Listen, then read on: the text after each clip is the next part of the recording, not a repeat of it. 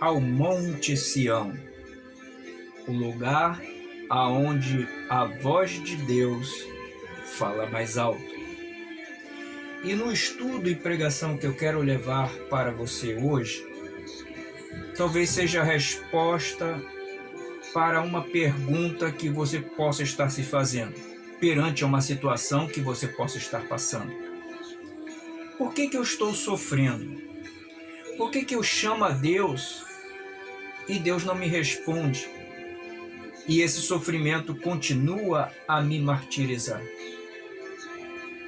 Então, pela essência da palavra de Deus verdadeira, que está na Bíblia Sagrada, eu tentarei, com a unção do Espírito Santo de Deus, tentar levar um conforto para este seu sofrimento, através do entendimento da palavra de Deus. Se você depois tiver uma curiosidade e quiser ver com seus próprios olhos, eu te convido a você pegar uma Bíblia Sagrada e abrir no livro de Êxodo, o segundo livro da Bíblia, e ler o capítulo 15 ao capítulo 18. Faça essa leitura do capítulo 15 ao capítulo 18 do livro de Êxodo. Nesse contexto, você identificará o sofrimento que o povo de Israel passou no deserto após eles terem sido libertados e liderados por Moisés da opressão egípcia. Aquele famoso filme que você provavelmente já deve ter visto, Êxodo, ou então os 10 Mandamentos, ou a passagem do Mar Vermelho, como é muito conhecido essa cena, onde o qual retrata o povo de Deus, o povo de Israel, naqueles tempos antigos, sendo escravizado pelo Egito, nas terras de Faraó, a trabalhos escravos.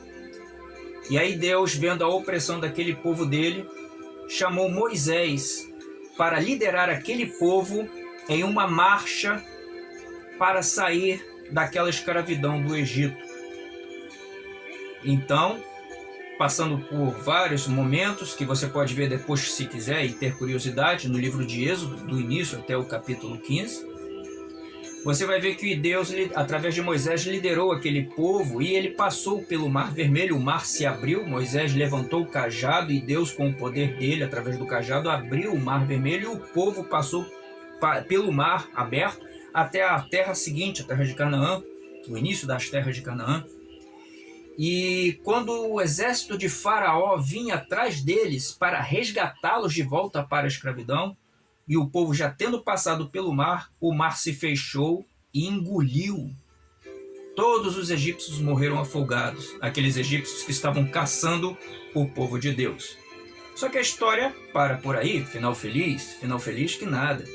O povo de Israel, mesmo tendo ganhado a liberdade, tiveram que passar por um sofrimento. A andança no deserto, que Deus permitiu que eles passassem durante 40 anos.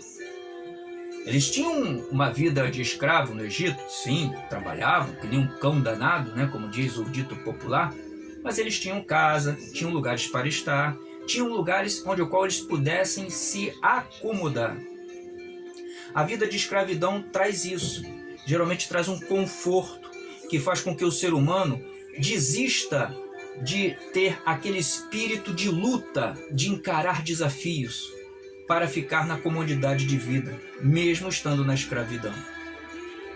E Deus não quis isso que acontecesse com o povo dele. Porque os israelitas, eles foram libertados da escravidão do Egito? Sim, foram. Porém, eles eram um povo ranzinza, reclamão, murmurante. Como diz no dito popular, aquelas pessoas que têm espírito de barraqueiro, qualquer coisa critica, qualquer coisa murmura, qualquer coisa fofoca, pessoas que tinham um espírito sujo dentro dela. Um espírito sujo que foi alimentado pela acomodação que eles viviam nos tempos da escravidão. Assim como que acontece com muitas pessoas, que quando passam por um sofrimento, acabam se acomodando com esse sofrimento, achando que a vida é assim e desenvolvem um espírito conformista. Desistem de lutar. Automaticamente vão nutrir dentro dela, pessoas que são assim, um espírito de murmuração, como é dito na Bíblia. Como era aquele povo? Ou seja, aquela pessoa que se acomodou com aquela vida difícil e não tendo mais o espírito de luta, ao ver outras pessoas que lutam para conquistar os seus ideais, elas começam a criticar aquelas pessoas. Mas ela não é assim, eu também quero. Poxa, mas você começa a fazer murmuração, crítica sobre aquela pessoa que está lutando. Isso é um espírito imundo, sujo, que não é conveniente estar dentro da pessoa que se diz acreditar em Deus e amar a Deus. Foi por isso que Deus permitiu que aquele povo, assim que saiu do Mar Vermelho, ganhou a sua liberdade, passasse no deserto. A rigorosidade do deserto. O deserto era essencial para que aquele povo murmurador, acostumado com o espírito de escravidão, com o conformismo, pudesse ser rejubilado. Aquele espírito imundo que havia dentro deles pudesse ser forjado, a transformarem eles em homens de caráter. E homens de caráter só são forjados quando passam pelo teste do sofrimento. A vida cristã verdadeira, aqueles que aceitam Jesus em suas vidas, é uma vida de sofrimento. Infelizmente, o falso evangelho que se proliferou nas igrejas de hoje em dia levam a entender para os cristãos que ser de Jesus é uma vida só cheia de vitória. Você sendo de Jesus, todas as coisas boas vão acontecer na sua vida. O famoso evangelho de tudo é fácil, que é só vitória, que você vê muito aí nas igrejas hoje em dia, até mesmo a famosa teologia da prosperidade, que incentiva as pessoas a fazerem tantos rituais, a acreditarem naquilo que o pregador está falando, para alcançarem bens materiais. Esse não é o verdadeiro evangelho. O verdadeiro evangelho é que vai mostrar para você a encarar a realidade do sofrimento que você vai ter que passar. Você pode ainda não estar passando, irá passar. Ou você talvez esteja passando. O sofrimento com certeza traz dor. Traz às vezes até um certo desespero e até uma vontade da gente nem querer continuar a viver. Mas esse sofrimento é essencial para forjar o caráter do homem maduro que existe dentro de você. A partir do momento em que você conhece a significância desse sofrimento estar acontecendo na sua vida, você passa a encará-la com uma certa naturalidade. E quando você passa com naturalidade o sofrimento, você vai ter uma paz de espírito. Essa paz, mesmo diante das tempestades que você estiver passando, é a testificação forjada no teu espírito de que você não está passando esse sofrimento sozinho. Deus está contigo, por isso que você tem paz. Mas quando você passa pelo sofrimento e está desesperado, não existe paz dentro de você, Deus não está contigo. Você está com olhos no sofrimento e esqueceu das coisas ao seu redor. Por isso que é muito importante você ter esse conhecimento e o significado dele. Eu te convido mais uma vez a ler a sua Bíblia, do livro de Êxodo, do capítulo 15 até o capítulo 18. Esse período do texto você lê do capítulo 15, 16, 17 até o 18 todo. E você vai ver o Espírito Santo falar com você. Existem exemplos bíblicos que testificam o que eu estou falando para você, de que a vida cristã você vai passar por sofrimento. É necessário você passar pelo sofrimento. Deus utiliza o sofrimento para forjar o seu caráter. Quer ver exemplos de homens bíblicos que estão na Bíblia? Abraão. Abraão teve uma promessa de Deus de que ele teria um filho. Ele queria ter muito um filho. Mas, se você ver na história de Abraão, ele não ganhou o filho dele de um dia para o outro. Houve um tempo de espera que ele teve que suportar. E nesse tempo de espera, ele passou por alguns sofrimentos, até a chegada da vitória. Então houve um tempo aí, até a chegada da vitória. E nesse tempo de espera é que é o sofrimento que a pessoa passa. Quer ver um outro exemplo bíblico? O exemplo de José do Egito. José do Egito ganhou uma bênção de Deus. Ele foi o segundo em comando depois de Faraó nas terras do Egito, antes do Êxodo, quando o Faraó era um outro mais amigável com o povo de Israel. Só que para José chegar a um momento dessa realeza, ao qual ele ganhou de bênção de Deus, ele teve que passar um longo tempo de sofrimento. Ele foi jogado num buraco pelos seus irmãos invejosos, depois ele foi vendido como escravo para Potifar, enfrentou a tentação da esposa tentadora de Potifar, ficou ainda mais preso. E isso levou um tempo, até que ele conseguisse as graças de Faraó em nomeá-lo como segundo em comando, aquele que ninguém dava nada, aquele escravo, aquele prisioneiro que era menosprezado pelas pessoas, a começar pelos seus irmãos. Lá na frente, Deus colocou ele como uma pessoa de poder, que salvou inclusive os irmãos que haviam colocado ele no buraco de inveja. Houve um tempo aí de sofrimento que José passou, até a chegada da vitória dele. Quer ver um outro exemplo bíblico? Eu não preciso nem comentários em dizer para você, que está estampado no livro todo dele, dedicado a ele. Jó era um homem rico, perdeu tudo, perdeu família, perdeu seus filhos, teve uma doença séria na sua vida que lhe levou anos, que parecia que nunca iria curar.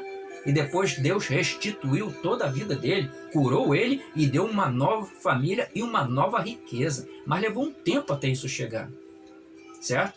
Isso, infelizmente, as igrejas atuais não falam. Elas só falam que é só vitória. Cristo levou de nós todos aqueles sofrimentos. Então agora é só nós sermos dele que nós não teremos mais sofrimentos, teremos abundância de bênçãos. Isso é um evangelho falso, irmãos.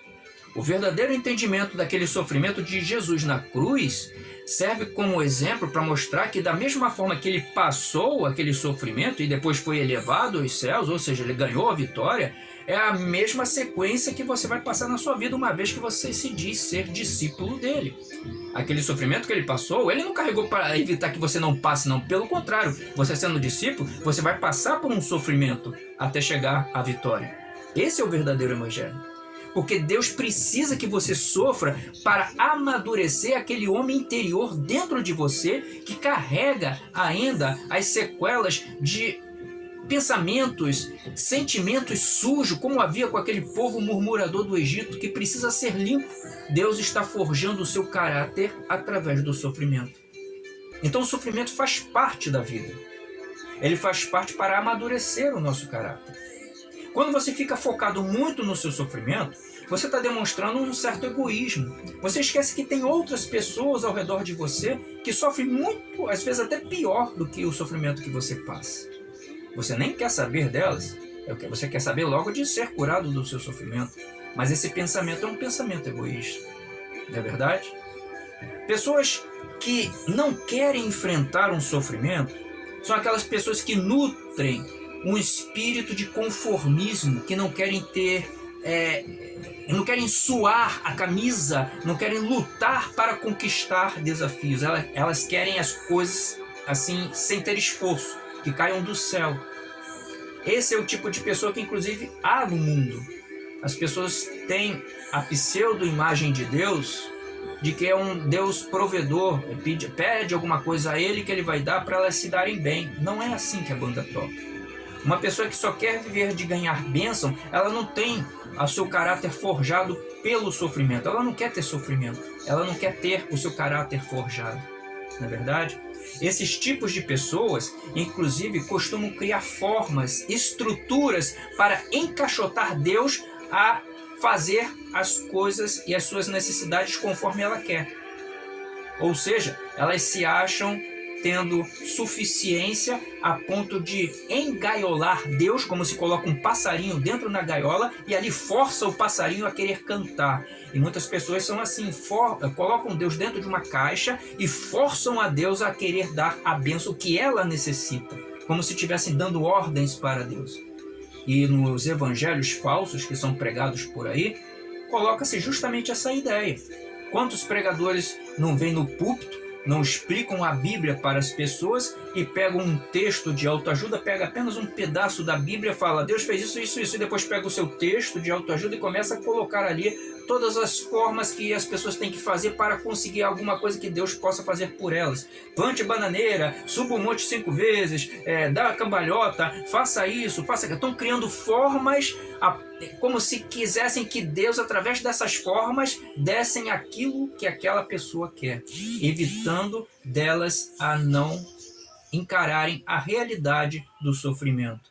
São pessoas orientando falsamente e erradamente os necessitados a não encarar a realidade do sofrimento. Então, se você ouve um evangelho assim, um conselho que eu te dou, sai fora. Isso é um falso evangelho. Qualquer igreja que fica pregando é só vitória, é só bênção, isso não é um verdadeiro evangelho. É um evangelho falso que nubla a sua cabeça. Tanto é o fato que, neste mundo que nós vivemos, existe um Deus que cegou o entendimento das pessoas. Um Deus falso que dá as coisas que os necessitados querem. Bastando para isso, esses necessitados fazerem algumas coisas para que esse Deus possa abençoá-los com aquela necessidade que eles querem. Lá em 2 Coríntios, capítulo 4, versículo 4, o apóstolo Paulo vai explicar que o Deus deste século, o Deus deste mundo, cegou o entendimento de muitas pessoas, a ponto delas pensarem que Deus é aquele tipo de Deus que basta você fazer alguns rituais para alcançar a atenção desse Deus, a ponto dele se alegrar com aquele ritual que você fez e derramar as suas bênçãos materiais que você necessita. Eu não preciso dizer que esse falso Deus nada mais, nada menos é do que o espírito do mal que existe nesse mundo, que a Bíblia chama de Satanás, diabo, seja o nome que for. Os anjos caídos ou os espíritos imundos, eles têm o poder de às vezes se camuflarem como se fosse um Deus, fazendo acontecer aquilo que a mente do desesperado, do necessitado quer que aconteça na vida material deles. As pessoas acham que tendo um carro bacana na sua garagem, uma casa bacana ou um dinheiro grandioso na sua vida vai livrar-lhes do peso do sofrimento.